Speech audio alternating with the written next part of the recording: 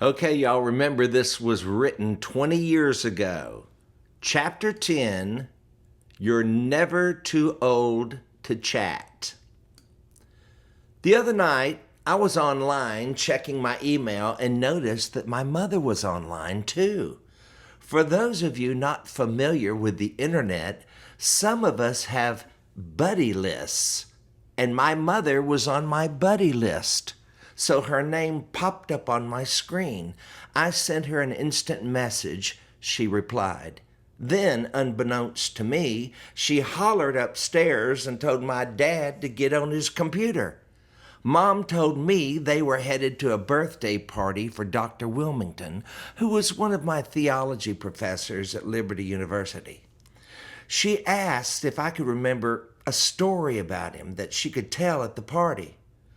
While she was asking me this, Dad's name popped up on my buddy list. I decided I was going to treat my parents to a new experience. I knew they'd never been in a chat room. They had only recently learned how to send an email, so I thought I would take them on an adventure. After a half hour of explaining via instant messages how to get in a private chat room, Dad and I finally made it to chat room. Lowry, Mom, however, took a little longer. Here's what happened. You have just entered room Lowry. Mark. I'm trying to help, Dad. I printed the instructions and carried them into her room. Mark. Does she have the right program? Mark. Or is it an earlier version? Dad. I think she has an older version. Mom. I am here. All caps, exclamation point. Dad. Beverly, can you read this? Dad. Mark, she is on. Mom.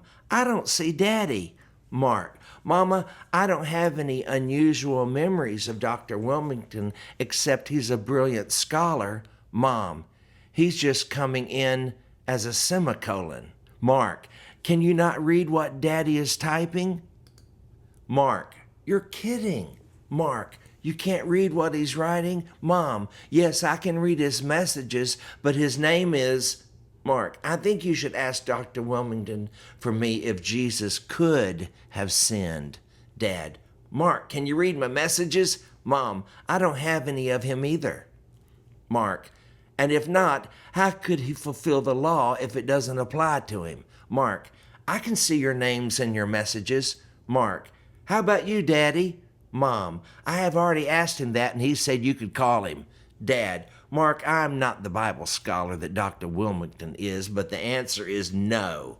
Mark. Well, Daddy, you're wrong. Mom. If you read these in sequence, it looks like I don't have any outstanding memories of Jesus. Dad. No, I have never been wrong. Mark. Just kidding. I don't know either. Mom. That is not the case. Dad. It sure is. Mom. I don't think Jesus could sin. He said he was without sin. Dad. Mark, are you home? Mark. No, I'm in Indy.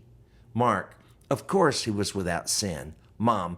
Mark, Rob Jackson wants you to come and do a service at LU for him in chapel. Mark. He did not sin, but could that be because he chose not to, not because he was incapable? Mark. Kewl. Kewl. Then Mark says, that's the internet way of spelling cool. Mom. I would like for you to walk in unannounced. The kids would go wild. Mark. Right. Dad. I am listening. Mark. Anyway, Mark. Ask him that. Mark. And doesn't it make Jesus more special when you realize he was tempted just like you and me? Dad. ABC News is doing a segment on the cloned lamb. Mom. Rob said your manager quoted him a lot of money. Mark.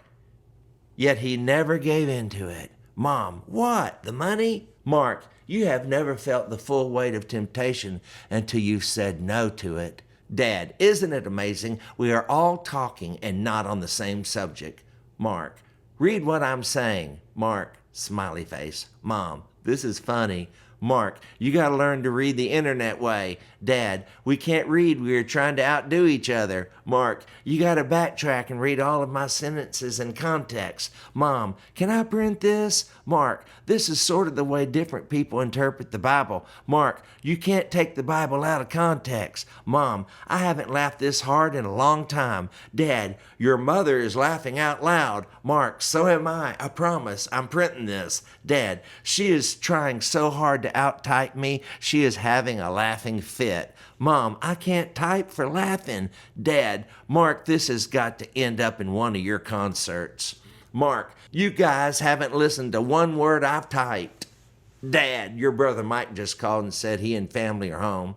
Mark, Jesus is more precious when you realize he was tempted like you, yet he never gave in. Mark, he was 100% human and 100% God. Mom, Mike just called to let us know they're back. Dad, Mark, we have heard every word you typed and we think you are getting very deep. Mark, not 95% human, 105% God.